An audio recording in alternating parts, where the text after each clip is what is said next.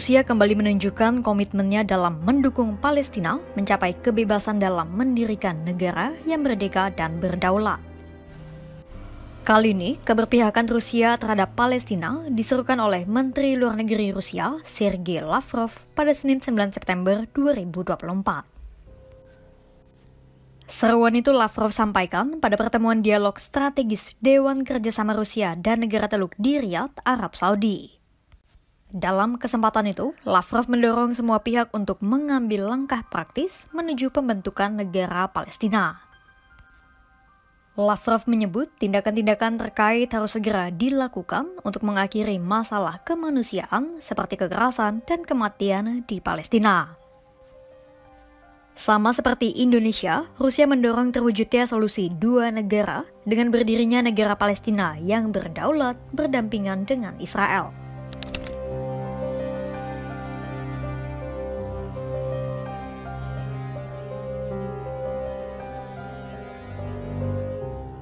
Ini bukan kali pertama Rusia menyerukan pembentukan negara Palestina yang merdeka. Sebelumnya, pada 13 Agustus 2024, Presiden Vladimir Putin juga menyampaikan aspirasi serupa soal pembentukan negara Palestina dan solusi dua negara. Putin menyebut sebuah perdamaian bisa berjalan langgeng jika Palestina bisa berdiri sebagai sebuah negara yang utuh. Hal itu Putin sampaikan saat bertemu dengan Presiden Palestina Mahmud Abbas di Moskwa, Rusia. Pada Juni 2024, Lavrov juga pernah mengkritik keras metode Israel dalam melancarkan operasi militer mereka ke Gaza dan sekitarnya. Hal itu Lavrov sampaikan dalam pertemuan para Menteri Luar Negeri Organisasi Traktat Keamanan Kolektif di Kazakhstan. Tak hanya mendukung berdirinya negara Palestina, Rusia juga tak memasukkan Hamas ke dalam daftar hitam organisasi teroris seperti yang dilakukan oleh Amerika Serikat dan Uni Eropa. Bahkan, pada tahun 2006, Rusia juga sempat menyambut kedatangan delegasi Hamas di Moskwa usai kemenangan mereka dalam pemilu Palestina. Kemudian pada Februari 2024, Rusia juga pernah menjadi tuan rumah perundingan rekonsiliasi Hamas, Fatah, dan Jihad Islam meski tak menghasilkan apapun. Rusia juga beberapa kali menggunakan hak vetonya dalam rapat Dewan Keamanan PBB ketika Amerika Serikat dan Inggris membahas proposal terkait perang Israel-Hamas. Melalui Kementerian Darurat Rusia, Moskwa juga dilaporkan telah mengirim ratusan ton bantuan, termasuk makanan dan produk kebersihan ke Palestina. Usai Cina sukses menyatukan ke-12 faksi di Palestina pada akhir Juli 2024 pun, Rusia segera menyambut baik hasil rekonsiliasi tersebut. Saat Palestina memproklamasikan kemerdekaan negara mereka pada 15 November 1988, Rusia juga menjadi salah satu dari negara-negara pertama yang mengakui kemerdekaan Palestina. Rusia tercatat mengakui kemerdekaan Palestina pada tahun 1988.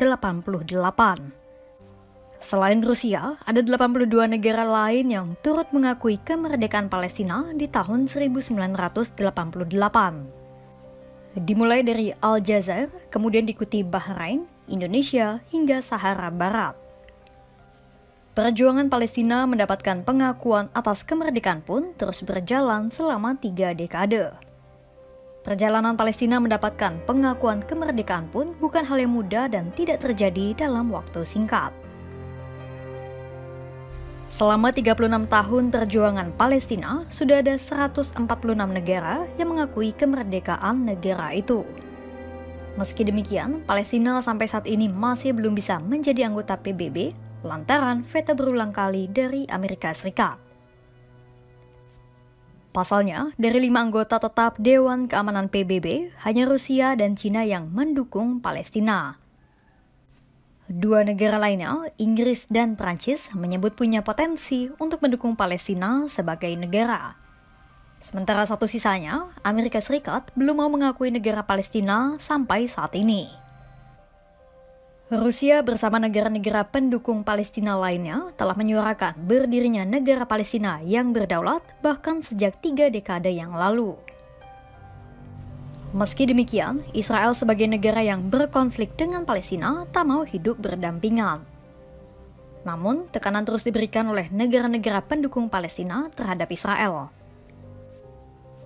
Bahkan, tak hanya dari masyarakat internasional, tekanan terhadap Netanyahu dan kroni-kroninya juga terus bermunculan dari warga Israel dan Menteri Pertahanan Israel, Yoav Gallant.